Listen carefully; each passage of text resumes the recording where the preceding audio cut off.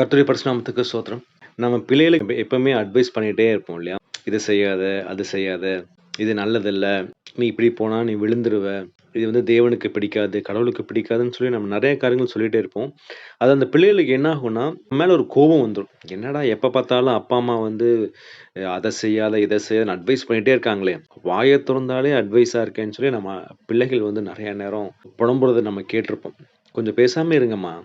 நீங்க வாய தொறந்தாலே இத தானே பேசுறீங்க" அப்படின்னு சொல்றத கேட்டுருப்போம். நம்ம ஏன் சொல்றோம்னா, நம்ம பிள்ளைகள் நம்ம பட்ட கஷ்டத்த நம்ம நெறைய நேரம் வந்து வழி விலகி போயி, நம்ம கஷ்டப்பட்டு திரும்பியும் நேர் வழி வர்றதுக்கு நம்ம பட்ட கஷ்டங்கள் நம்ம பிள்ளைகள் படக்கூடாதுன்னு சொல்லி தான் நம்ம சொல்றோம். ஆனா, அந்த பிள்ளைகள் வந்து அத கேட்க மாட்டேன்னு சொல்றாங்க. ஏன்னா, அவங்க இருதயம் அப்படிதான் இருக்கு இல்லையா? அந்த இருதயம் வந்து தேவனுக்கு பிரியமாய் மாறணும். ஸோ, அதுக்கு வந்து நம்ம கடவுள்ட்ட ஜெபிக்கணும். நம்ம சொல்லியும் கேட்கலன்னு வச்சுக்கங்களேன், நம்ம ஒரு வார்த்த சொல்லுவோம். "உனக்கெல்லாம் பட்டா தான் தெரியும். நான் சொன்னா அப்ப கேட்க மாட்ட. நீ பட்டா தான் உனக்கு தெரியும்ன்னு" சொல்லி நம்ம நெறைய நேரம் அந்த வார்த்தைகள் நம்ம சொல்றது உண்டு. அதே தாங்க தாவீதும் சொல்றாரு. சங்கீதம் 119, 71 வாசிச்சீங்கன்னா, "நான் உபத்திரவப்பட்டது எனக்கு நல்லது. அதினால் உமது பிரமாணங்களை கற்றுக்கொள்கிறேன்." தாவீது என்ன சொல்றாரு? எனக்கு நெறைய உபத்திரம். என் உபத்திரம் எதனால வருதுன்னா, நீங்க வந்து சங்கீதம் 119, 67 வாசிச்சீங்கன்னா, "நான் உபத்திரவப்படுவதற்கு முன் வழிதப்பி நடந்தேன். இப்பொழுதோ உம்முடைய வார்த்தையை காத்து நடக்கிறேன்." தாவீது என்ன சொல்றாரு? எனக்கு இந்த உபத்திரம் வர்றதுக்கு முன்னாடி நான் என்ன பண்ணேன்? வழி தப்பி நடந்துட்டு இருந்தேன்.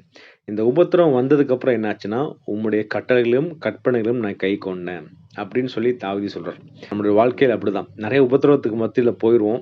போயிட்டு நம்ம என்ன பண்ணுவோம்? கடவுள என்ன பண்ணுவோம்? நம்ம குறை சொல்ல ஆரம்பிச்சுருவோம். "கடவுளே உங்களுக்கு கண்ணு இல்லையா? நான் இவ்ளோ உபத்திரவத்தில போறேன், இவ்ளோ கஷ்டத்தில போறேன். நீங்க வந்து என்ன கண்ணோக்கி பார்க்க மாட்டேங்கிறீங்கன்னு" சொல்லி நம்ம சொல்லுவோம். ஆனா தாவீது சொல்றாரு, "எனக்கு ஏன் உபத்திரவம்னா, உம்முடைய வழிய விட்டு நான் விலகி போயிட்டேன். அதனால தான் எனக்கு உபத்திரம்.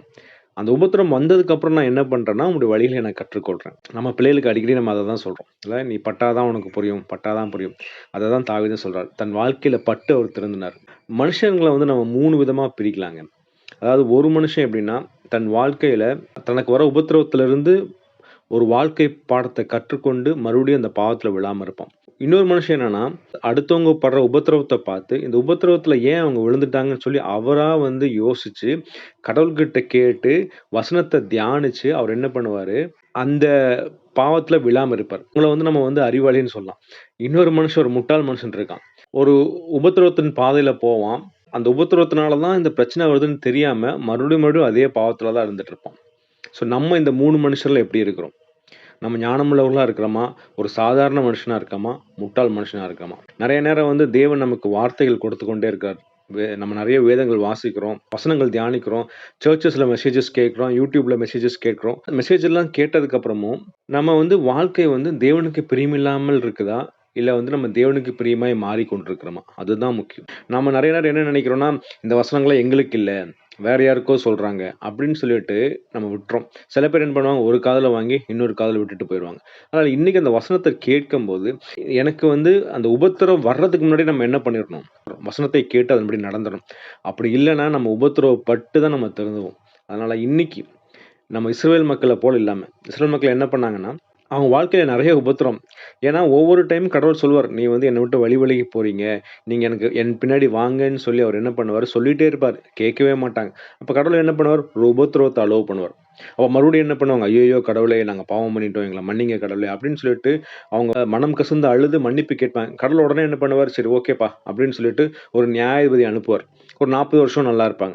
மறுபடியும் என்ன பண்ணுவாங்க, பழைய பாவத்துல திரும்பி போயிருவாங்க. இப்படியே தான் இஸ்ரவேல் மக்கள் வந்து இன்னைக்கு வரைக்கும் அப்படிதான் இருக்காங்க. கடவுள் ஒரு ரட்சிப்ப குடுப்பாரு. அந்த ரட்சிப்ப வாங்கிட்டு நல்லா ஒரு 40 வருஷம் நல்லா இருப்பாங்க. திடீர்னு பாவத்துல விழுந்துருவாங்க. ஸோ இந்த மாரி நம்முடைய வாழ்க்கையில இஸ்ரவேல் மக்கள போல இருக்கிறோமா?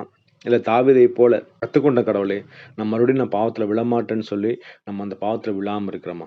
அ அதனால கடவுள்ட்ட நீ கேட்ப கடவுளே அந்த வசனத்தை கேட்ட உடனே, உமது நியாயப்பிரமாணத்த கேட்ட உடனே, உமது கட்டளைகள நான் கேட்ட உடனே, அதன்படி நடக்க எனக்கு கிருபை தாங்க கடவுளேன்னு சொல்லி நம்ம கடவுள்ட்ட கேட்போம். அப்படி இல்லன்னா, நம்ம அந்த முட்டாள் மனுஷனைப் போல எப்ப பார்த்தாலும் அந்த பாவத்துல நம்ம செய்வோம்.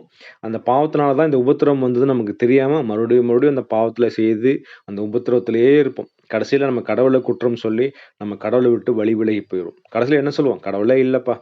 அதெல்லாம் சும்மா பொய்" அப்படின்னு சொல்லிருவோம். அதனால இன்னைக்கு நம்ம எப்படி இருக்கிறோம்னு நம்ம யோசிச்சு பார்ப்போம். நம்ம தேவனுக்கு பிரியமா இருக்கிறோமா? அவர் சொல்றத நம்ம கேட்கிறோமா?